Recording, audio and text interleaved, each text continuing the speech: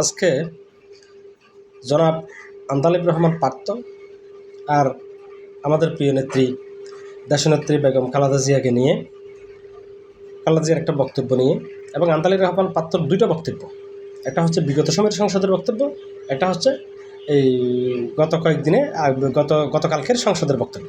এই দুইটা বক্তব্য নিয়ে সংবিধান বিষয়ক দুইটা বক্তব্য নিয়ে খুবই ট্রোল হচ্ছে সামাজিক যোগাযোগ মাধ্যমগুলোতে। যে যার মতো করে যে যা ফাত্তাছে সবাই বলতেছে, কেউ মন্দ বলতেছে, কেউ বালদা বলতেছে, কেউ খারাপ বলতেছে, কেউ বাহাবা দিচ্ছে, কেউ গালাগালি করতেছে। তো এর মধ্যে একটা জিনিস দেখলাম যে আমাদের প্রিয় নেত্রী মরহুমা বেগম খালেদা জিয়াকে নিয়ে কেউ কোনো ব্যাড মন্তব্য এখন পর্যন্ত করলো না, সবাই আন্দালিব রহমান পার্থকে নিয়ে আছে। তবে ওনার সম্পর্কে কোনো ধরনের মন্তব্য করা আমাদের পছন্দ না। এটা উনি হচ্ছেন সমস্ত আলোচনা সমালোচনার ঊর্ধ্বে এখন। ওনাকে নিয়ে ওনার পদাঙ্ক অনুসরণ করে ওনার যে বিগত সময়ের যে রাজনীতির মাঠে যে ওনার যে অবদান, এই দেশের জন্য ওনার যে অবদান, সেটা নিয়ে মানুষ এগুলো থেকে শিক্ষা নেবে। মানুষ তাকে নিয়ে সমালোচনা করার মতো সাহস দেখানো এই দেশে এটা উচিত না এবং কাম্য না কারণ। তবে এখানে একটা কথা, যে কথাটা নিয়ে মূলত ঝামেলাটা হচ্ছে সেটা হচ্ছে যে এই যে আন্দালিব বেগম খালেদা জিয়া বলছিলেন যে যেদিন জনগণের সরকার ক্ষমতায় আসবে, কথা বুঝেন, যেদিন জনগণের সরকার ক্ষমতায় আসবে সেই দিন এই সংবিধানকে ছুঁড়ে ফেলে দেওয়া হবে। এটা বেগম খালেদা জিয়ার বক্তব্য। ঠিক সেম বক্তব্যটা একটা সময় সংসদে দাঁড়িয়ে বলছিল আন্দালিব রহমান পার্থ বলছিল।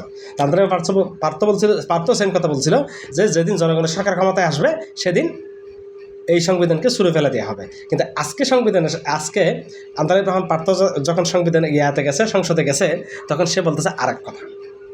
সে সংবিধান নিয়ে কেন আপনাদের এত সমস্যা, ওনার বক্তব্যটা আমি শুনছি যে ওনার বক্তব্যটার মূল কথা যেটা দাঁড়ায় সেটা হচ্ছে যে আমাদের যে আগের বক্তব্য ছিল, আমরা বলছিলাম যে বেগম খালেদা যেটা বলছিল সেটা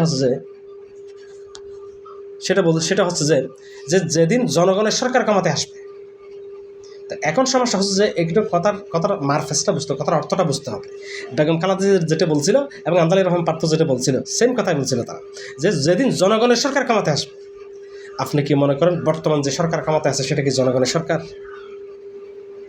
সেটা তো ইঞ্জিনিয়ারিংয়ের সরকার।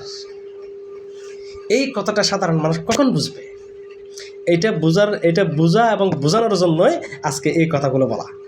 ওনারা বলছিল সেটা ঠিক আছে, আন্দালিব রহমান পার্থর বিগত সময়ের কথা আর বর্তমান কথা সেম কথা, একই কথা। সেটা তখন বলছিল এক ভাষায়, এখন বলছে আরেক ভাষায়। সেটা কথাটা ঘুরিয়ে বলছে যে জনগণের সরকার। এই সরকার তো জনগণের সরকার না, এটা তো ইঞ্জিনিয়ারিংয়ের সরকার। জনগণের সরকার যখন ক্ষমতায় আসবে তখন ঠিকই সংবিধানকে ছুঁড়ে ফেলে দেওয়া হবে। সংবিধানকে ব্যবহার করে বারবার মানুষের উপর অত্যাচার করা হয়েছে। সুতরাং এই সংবিধান যেই সংবিধান মানুষের কথা বলে না, যেই সংবিধানে মানুষের ইচ্ছার প্রতিফলন হয় না, মানুষের ভবিষ্যৎ দেয় না, মানুষের প্রোটেকশন দেয় না, সেই সংবিধানকে মানুষ ছুঁড়ে ফেলে দেবে। সংবিধানকে ছুঁড়ে ফেলে দাও। সংবিধানকে ছুঁড়ে ফেলবো কেন? সংবিধানকে মনে করায় দেয় যেটা ৭১-এর পরাজয়ের দলিল। আমি সংবিধান কেন ছুঁড়ে ফেলে দেবো?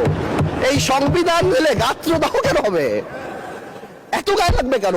এই সংবিধান হলো আওয়ামী লীগের একটি ইশতেহার।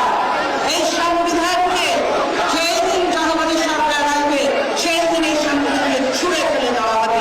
এই সংবিধানকে যেই দিন জনগণের সরকার আসবে সেই দিন এই সংবিধানকে ছুঁড়ে ফেলে দেওয়া হবে। এই সংবিধানকে ছুঁড়ে ফেলে দাও। সংবিধানকে ছুঁড়ে ফেলবো কেন? সংবিধানকে মনে করায় দেয় ৭১-এর পরাজয়ের দলিল। আমি সংবিধান কেন ছুঁড়ে ফেলে দেবো? এই মিউজিক